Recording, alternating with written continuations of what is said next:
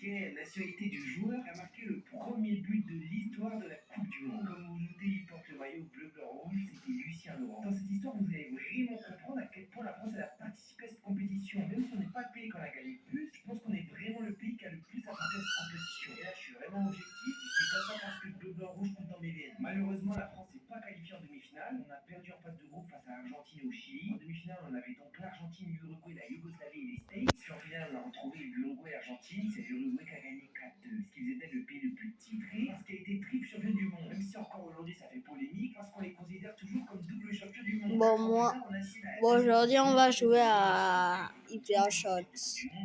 Tir hyper puissant, c'est. Bref.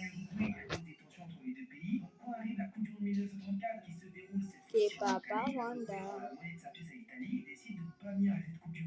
C'était eux champions. S'il y avait bien un pays qui devait y aller, c'était eux. Sélectionner à la Coupe du Monde où il n'y aura que 16 places cette fois-ci. Tous les pays voulaient participer parce que beaucoup qui n'étaient pas venus à la première édition le regrettaient parce qu'ils avaient vu à quel point ça avait bien marché. Et ce qui est dingue aussi pour ces éliminations, c'est que si aujourd'hui le pays où était qualifié, à cette époque l'Italie devait participer aux éliminations. What is that word? What is that?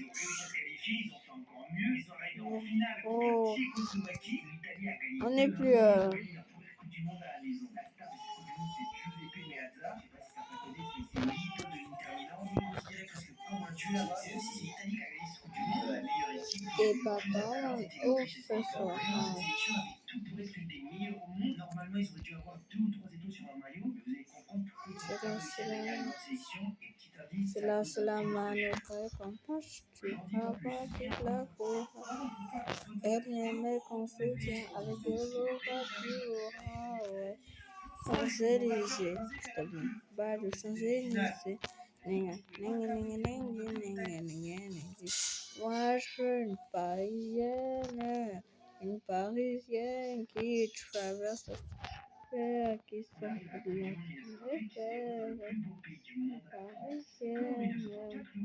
Parisienne, qui sont de la tour Eiffel.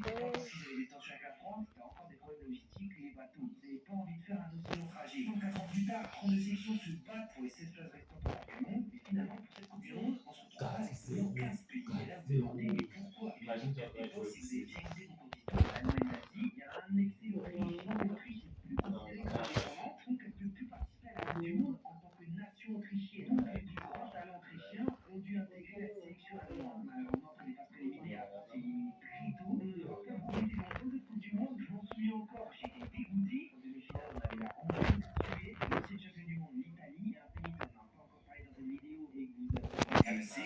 Oh, j'y allais en fait. W bro.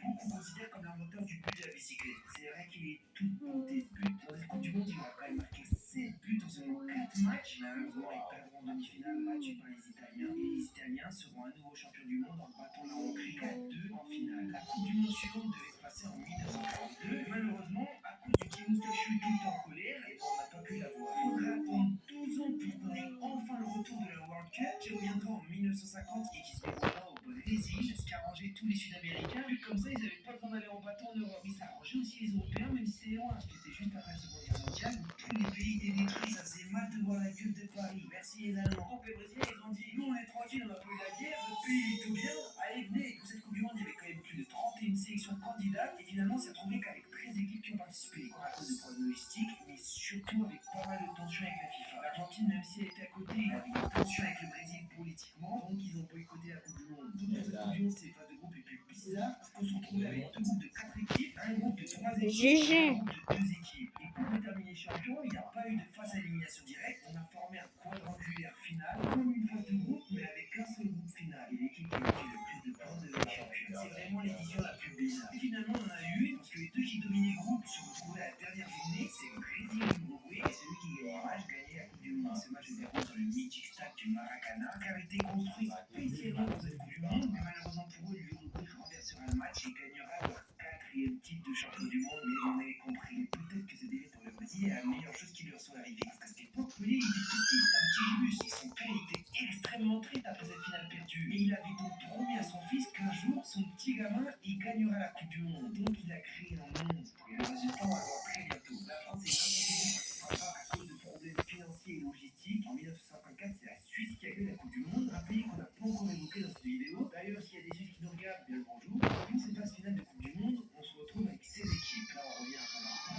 classique avec des phases de groupe puis des matchs à élimination directe. Mais au-delà de ça, cette Coupe du Monde est une révolution parce que c'est la première Coupe du Monde télévisée de l'histoire. En quart de finale, on a la surprise de ce tournoi où la Hongrie élimine le Brésil. Ils se hisseront jusqu'en finale, mais il y a vraiment le renvoi qui est Oh my game is lagging.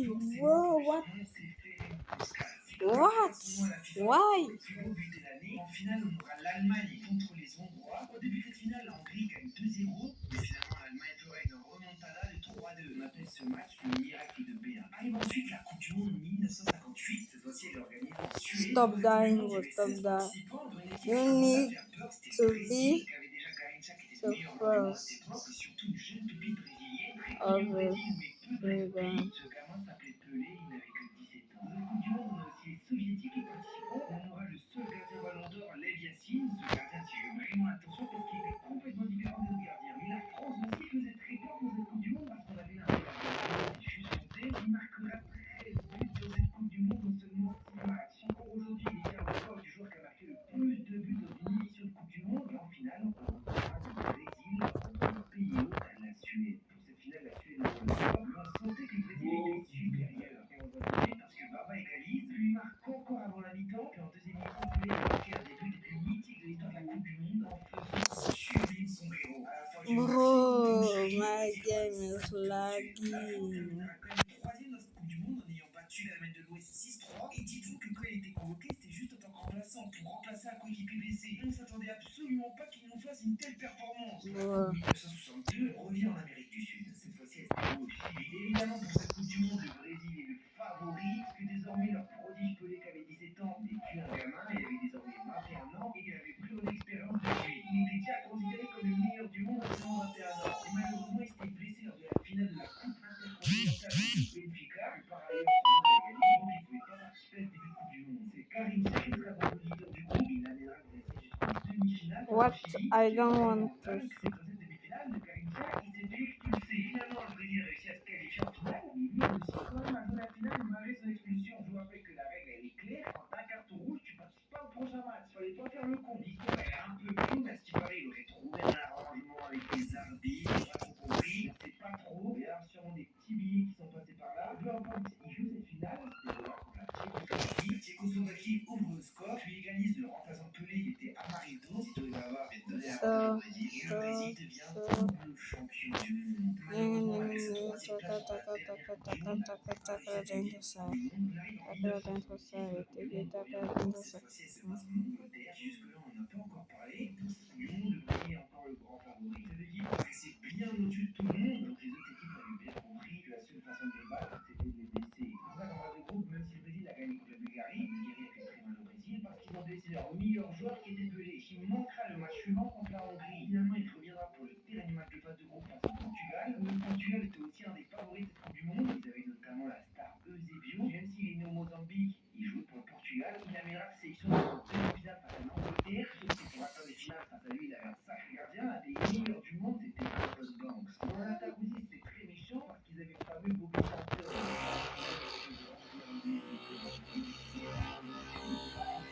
So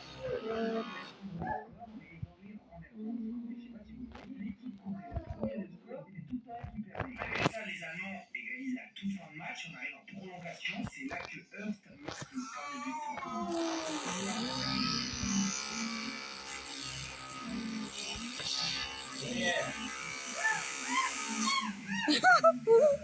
il crie même que non. Aujourd'hui, ça faisait 2 Coupes du Monde